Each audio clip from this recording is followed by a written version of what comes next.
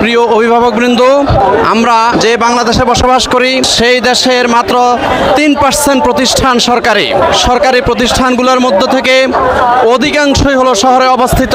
বড় বড় অফিসার ও কোটিপতিদের সন্তানরা সেই সমস্ত সরকারি প্রতিষ্ঠানে লেখাপড়া করে।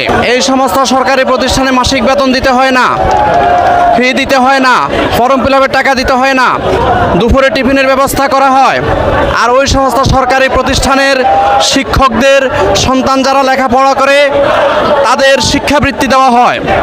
আর অথচ এই বাংলাদেশের 97% শিক্ষা প্রতিষ্ঠান এমপিওভুক্ত, যার অধিকাংশই গ্রামে অবস্থিত, যেখানে গরিবের সন্তানরা লেখাপড়া করে উচ্চ মূল্যে মাসিক বেতন দিতে হয়, মাসিক ফি দিতে হয়, মোটা অঙ্কের সেশন ফি দিতে হয়, ফর্ম ফিল আপের টাকা দিতে হয়, দুপুরে কোনো টিফিনের ব্যবস্থা করা হয় না। অথচ যদি এই 97% শিক্ষা প্রতিষ্ঠানও যদি সরকারি হইতো, জাতীয়করণ হইতো, তাহলে সমগ্র দেশের সকল শিক্ষার্থীরা সুযোগ সুবিধা পাইত এবং সকল অভিভাবকও তারা তাদের সন্তানগুলোকে বিনা বেতনে লেখাপড়া করাইতে পারত।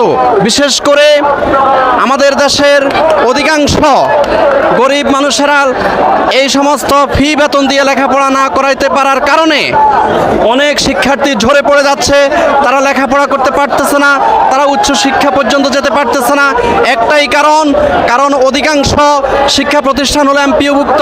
97% এমপিওভুক্ত প্রতিষ্ঠান হওয়ার কারণে সেখানে ফি বেতন দিয়ে লেখাপড়া করতে হয়, তাই গরিবের সন্তানরা বেশি লেখাপড়া করতে পারে না।